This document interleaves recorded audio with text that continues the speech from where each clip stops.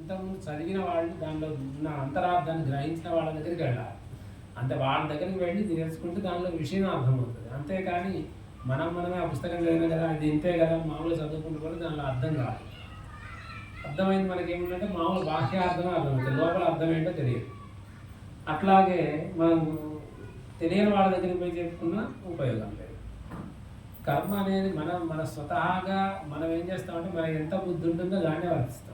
మన భక్తి ఉంది, మనకి ఎంత భక్తి ఉందో అంతే ప్రదర్శిస్తాం. జ్ఞానం ఉంది, మనకి ఎంత జ్ఞానం ఉందో అంతే ప్రదర్శిస్తాం. అట్లాగే మనకెంత భక్తి వైరాగ్యం మనకి ఏం చేయాలంతో అంతవరకే చేస్తాం. కానీ గురువు తల్లిదండ్రి గురువు ఏం చేస్తారంటే నీకు అది సరిపోదని చెప్తారు. మనకు అప్పుడు కోపం వస్తుంది, ఇబ్బంది అనిపిస్తుంది. నాకు ఇంత జ్ఞానం ఉంది కదా ఏం చెప్పేది ఏంటది. కానీ మనలో ఉన్న మైనస్ అంటే మనలో ఉన్న తప్పులు విషయాలు ఎవరు చెప్పగలరు? గురువు మాత్రమే చెప్పగలరు. మన దగ్గర ఉన్న ప్లస్ పాయింట్ అంటే మంచి విషయాలు కూడా తనే చెప్పగలరు. మిగిలిన వాళ్ళు మనం ఎక్కడికి పోయినా సరే వేరే వాళ్ళు ఏం చేస్తారు, ముందు ఏం మాట్లాడతారు, ఆమె చాలా గొప్పవాడిని బ్రహ్మాండంగా ఉంటుందని చెప్తారు ముందు మాట్లాడు. తర్వాత ఉంటే వాడికి ఏం చేస్తారు, మరి వాడిని అడిగాడు అనుకో వాడు ముందు మా పోవడానికి మెదట పడుతుంటాం చాలా పనులు ఉన్నాయి అంటారా సహజంగా. తర్వాత మళ్ళీ పనులు ఉన్నాయి అందుకని వాడు ఏదో వాడు అది మాట్లాడతారు సహజంగా. మానవుల యొక్క లక్షణం. కానీ గురువు అలా చేయడు. నీ తప్పు ఉంటే తప్పనే చెప్తాడు, ఇది తప్పు, ఈ దారి కరెక్ట్ సరి అనేది కాదు, ఈ దారిలో వెళ్ళడం. అందుకని తెలిసిన వాళ్ళు కొంతమంది ఏం చేస్తారంటే వాళ్ళ యొక్క గొప్పలు వాళ్ళు ఇవే తప్ప ఎప్పుడు శిష్యుడికి జ్ఞానం అనేది ఉపయోగించారు, ఏమీ చేయరు. దానివల్ల అలాంటి వాళ్ళకి ఉపయోగం వాళ్ళ ధనం కోసం ఉండేటువంటి వాళ్ళు అలాంటి వాళ్ళని ఆశ్రయించకూడదు. మనకి ఎవరైతే జ్ఞానం మన కష్టాలు సుఖాలు జ్ఞానం, కష్టాలంటే ఇప్పుడు మనకి ఎప్పుడు కూడా ఊరికి డబ్బు మనది దాని మీదనే ఉండకూడదు. కాస్త భగవద్జ్ఞానం మనం ఎలా మోక్షంగా మన మానవులు జన్మించారు దాన్ని ఎట్లా సాధన చేసుకోవాలి అనేది ఉండాలి. కానీ మన దగ్గర తెలియజేయడం చాలా ఉంటాయి. ఒక వర్తకుడు పెద్ద షాప్ ఉంది, దానికి ఒక పెద్ద షాప్ ఉంది, చాలా ఇనుప సామాన్ల కొట్టు, చాలా పెద్దట. అందులో అతను పనిచేసేవాడు, వాళ్ళ కొడుకులు కూడా దాంట్లోనే పనిచేసేవాడు. బాగా డబ్బు విపరీతంగా వస్తుంది, నడిపిస్తున్నారు.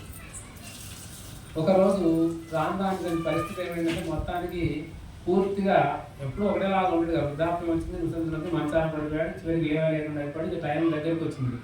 రాగానే కొడుకులందరూ ఏం చేస్తారంటే వచ్చే బాధపడుతున్నారు, అయ్యో మా నాన్నకి ఇంత జరిగింది కదా, ఇంకా కొద్దిగా అయితే పోతాడని అందరూ ఏడుస్తున్నారు. చివరి సమయం ఇంకా ఒక 2 నిమిషాలకే పోతాడని చెప్పేసి అనుకునేసరికి అందరు ఏడుస్తుంటే చూశాడు అందరినీ, నా కొడుకులు అందరూ వచ్చారా అన్నట్టు. అతను తెలివిగా ఏం చేశాడంటే చనిపోయేటప్పుడు మనమైతే ఏ నామాన్ని తెలుస్తాం ఆ దేవుని అనుగ్రహం పొందుతాం.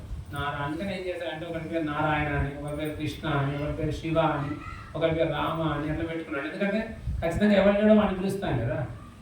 ఎవరి దగ్గర అయ్యో నా కొడుకు లేడా రామ రారా అంటారు, లేదా కృష్ణ రారా అని చెప్తాం. అంటే ఈ రకంగా లాస్ట్లో కలవు హరినామస్మరణ ముక్తి అని చెప్పేసి. కాబట్టి ఎవరిని పిలిస్తే వాళ్ళు వస్తాం కూడా చనిపోయేటప్పుడు ఆ మాట అనేది చనిపోతాం.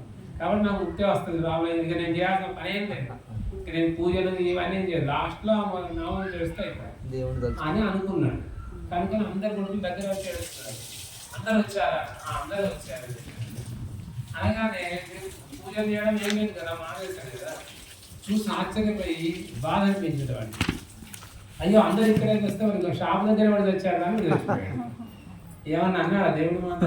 అనలేదు. అంటే జన్మత మనం అలా చేస్తూ ఉంటే జ్ఞానాన్ని ఆర్జిస్తూ ఉంటే మనం జ్ఞానం కావాలి. భగవద్ జ్ఞానాన్ని ముందు నుంచే మనం పొందుతూ ఉండాలి.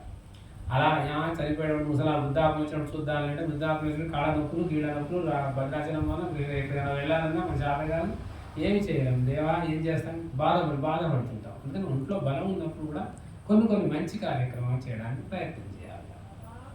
అట్లా అలా ఇందులో చెప్తున్న విషయం. అదేవిధంగా మనము ఏమనుకుంటామంటే ప్రతి మనిషి కూడా గురువు చెప్పేది కఠినంగా ఉన్నా వినిపించుకో, మనది మనే ఆలోచన. మనకేమనిపిస్తుంటే ప్రతి వాళ్ళని చూస్తే ఎదుటి వాళ్ళకి చాలా ఉంది, మనకేం లేదనిపిస్తుంది. ప్రతి మనిషికి వాడికి అన్నీ ఉన్నాయి, వాడికి ఏమో సుఖం ఉంది అనుకుంటారు. కానీ వాడి బాధలు ఏంటో వాళ్ళకి తెలుస్తుంది.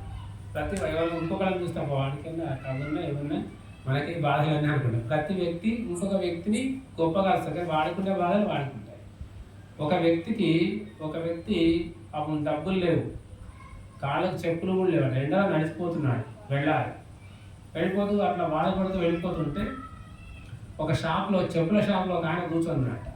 షాప్ చెప్పులు అమ్మడానికి మంచి మంచి జతలు రకరకాల చెప్పులు పెట్టాడు, అమ్మడానికి కూర్చొని ఉన్నాడు. దాని ముందు వెళ్ళిపోతూ చూశాడట, భగవంతుడికి ఏమైనా న్యాయం ఉందా, నాకేమో అసలు చెప్పులు ఏమైనా ఎండలో కాలిపోతుంది, ఆ నీడలో ఉన్న వాడికి అన్ని చెప్పులు ఇచ్చాడు. జ్ఞానం ఉండాలి, కొంచెమంది ఉండాలి కదా భగవంతుడి. బాబు కొంత నాకు ఒక్క జత ఇస్తే అయిపోతుంది కదా, నాకు ఇబ్బంది లేదు కదా, కానీ భగవంతుడు అన్ని చెప్పులు అతనికి ఇచ్చాడని చెప్పేసి బాధపడుతూ అసలు ఇతనే కనుక్కుంటాను, ఇతనితోనే వాదించుకుంటాను, అసలు నీకు ఇన్ని ఇచ్చాడు నాకు అది ఇచ్చాడు. మనం ఉంటాం కదా కొంతమంది ఓర్చలేమనుకుంటే ఇబ్బందులు పెడతాం. పోయి చక్కగా వెళ్ళి, ఏమయ్యా భగవంతుడికి న్యాయం ఉందా, నేను ఎండలో కాలు కాలిపోతుంటే నాకు ఒక్క చెప్పులు జత కూడా లేదు, నీకు చూడు ఎన్ని చెప్పులు ఇచ్చాను, నువ్వు ఎంత అదృష్టవంతుడు. నేను అదృష్టవంతుడు, నేనేం అదృష్టాన్ని నాకుండే బాధలు నాకున్నాయంటే, ఏం బాధలు ఉన్నాయంటే ఆ దిగి ఈ పక్కకు వచ్చాడు, ఆ స్టూల్ నుంచి పక్కకు వచ్చేసరికి అతను 2 కాళ్ళు లేవట. ఎన్ని చెప్పులు అంటే అసలు వేసుకోవడానికి కాళ్ళు లేదు. తను చూడడానికి అన్ని చెప్పులు, ఆ షాపు అని కనబడుతున్నారు. ఇప్పుడు ఎవరు గొప్పవాళ్ళు, ఇప్పుడు ఎవరికైనా కొనుక్కొని వేసుకోండి, ఇప్పుడు కాబట్టి ఇంకా అంటే ఇప్పుడు ఎవరిది గొప్పదనం, ఉంటుంది. మనం ఏమనుకుంటా అంటే అతను వాళ్ళు చూస్తే అబ్బాయి ఇన్ని చెప్పులు ఉన్నాయి, ఇంత షాప్ ఉంది, సుఖపడతా అనుకున్నాం. ఏం సుఖపడతాడు, వేసుకోవడానికి కాలేదు. అందుకని ప్రతి మనిషి ఇంకొక వాటి మీద మనం అనుకుంటాం, వాటికి అది ఉంది మనకి ఇది లేదు, అది అవసరమే లేదు, మనకు ఉంది, భగవంతుడు ఇంత ఇచ్చాడు, చాలా సంతోషం, ఇంకా పెరగడానికి మనం ప్రయత్నం చేయాలి. అది ధర్మబద్ధంగా, అంతేగాని ఇష్టం ఉన్నట్టుగా చేయడానికి కాదు. అలా చేస్తే మంచి గురువును ఆశ్రయిస్తాం, దానివల్ల ఏం కావాలో దాన్ని పొందుతాం, ముందు జన్మలకు కూడా మంచి అవకాశం వస్తుంది. శ్రీ సచ్చిదానంద సద్గురు సాయినాథ్ మహారాజ్ కీ జై. అయితే ప్రతి వచ్చే